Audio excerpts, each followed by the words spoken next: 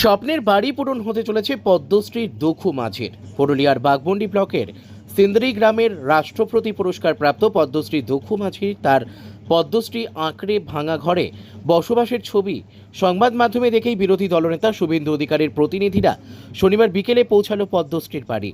দুখু মাঝিকে শুভেন্দু অধিকারীর সাথে video call করে কথা বলিয়ে দেন প্রতিনিধিরা। দুখু মাঝিকে একটি ঘর উপহার দেন শুভেন্দু অধিকারী।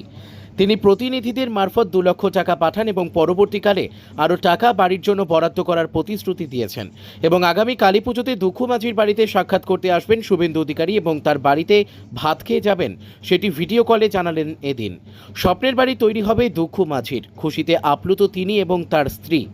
এদিন উপস্থিত ছিলেন জেলা বিজেপির সহসভাপতি গৌতম রায়, ওবিসি মোর্চা জেলা সভাপতি বীরেন্দ্র কুমার ও শুভেন্দু অধিকারীর প্রতিনিধি দল। আজকে শুভেন্দু অধিকারী আপনার সাথে ভিডিও কলে কথা বললেন, কি বললেন তিনি আজকে আপনাকে? শুভেন্দু অধিকারী আমাকে বললো, বহুত ভালো কথা বললো বাপ, এই আমার ঘর বনাই দিবে। এই 2 লোক আমরা কাঁদতেছিলি তো, সেই ঘরটাও বাবাটাই আমাকে বনাই দিবে। আমাদের বড় আনন্দ লাগলো। স্থানীয় বিজেপির বাদলপুর গ্রাম পঞ্চায়েতের প্রধান আশিস গিরি জানিয়েছেন, একটা সমবায় সমিতি জিতে তৃণমূল কিছু করতে পারবে না। আগামী 26 রামনগর বিধানসভায় বিজেপি জিতবে, মানুষ বিজেপির সঙ্গেই আছে। জাহাঙ্গীর বাদশাহ রিপোর্ট। অভাবেই আর করে নাই। যখন শুভেন্দু অধিকারী আমাকে দিচ্ছে তো বহুত দেবতা লোক ওঠে বাপ, আর তোমরাও দেবতা লোক ওঠো, আর আমার কষ্ট করো নাই। দেখছো আমার কষ্ট নিয়ে যাবে, এলে আমি ঘর বানাবো আর করবো থাকবো, আর আমার কথার দরকার নেই কি আমি ঘর বানাবো। আমি বাবার দিছে তো, আর আমার অভাব নেই কোনো। কতটা খুশি লাগছে আপনার আজকে? দমে খুশি লাগছে আমার। আমরা 2 লোককে দমে খুশি লাগছে।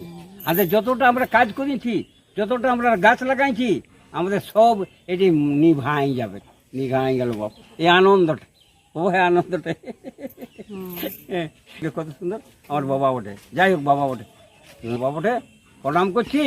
আর তোমরা কেউ সমস্ত লোকগুলো প্রণাম করছি, এটা মনে করো। এই শরীরের মধ্যে যারা পুরুষ মানুষ তারা কি বটে সেটা জানো? বলছি আমি, এরা শিব ঠাকুরের দল বটে, শিবের অংশ আছে, তবে তোমরা পুরুষ। আর মার জাতিতে কি বটে?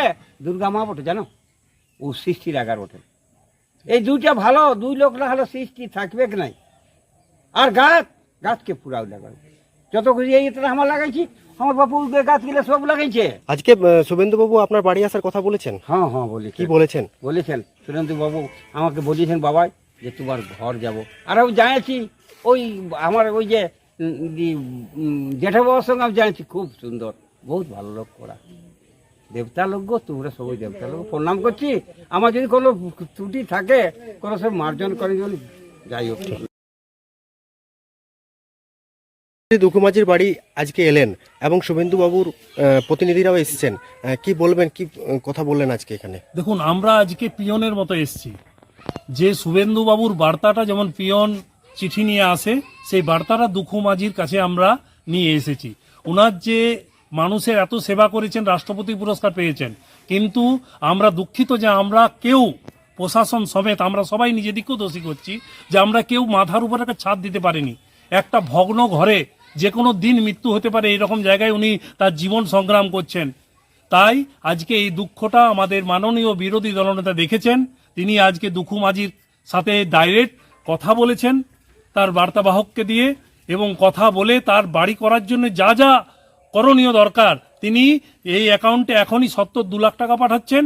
পরবর্তীকালে এই ঘরের জন্য যত টাকা দরকার তিনি পাঠাবেন এবং দুখু মাঝির স্বপ্নের ঘর, স্বপ্নের ছাদ আমাদের বিরোধী দলনেতা তৈরি করে দেবেন। এটার জন্য আমরা অসংখ্য ধন্যবাদ জানাই পুরুলিয়াবাসীর পক্ষ থেকে মাননীয় শুভেন্দু অধিকারী মহাশয়। ওনার সাথে কি সাক্ষাতে আসবেন তিনি? একদম, উনি কথা দিয়েছেন দুখু মাঝিকে ভিডিও কলে যে আপনি ঘর করুন, আমি কালী পূজার পর আপনার ঘরে এসে নিয়ে বা আমি ভাত খেয়ে যাব, এই কথা উনি দিয়েছেন।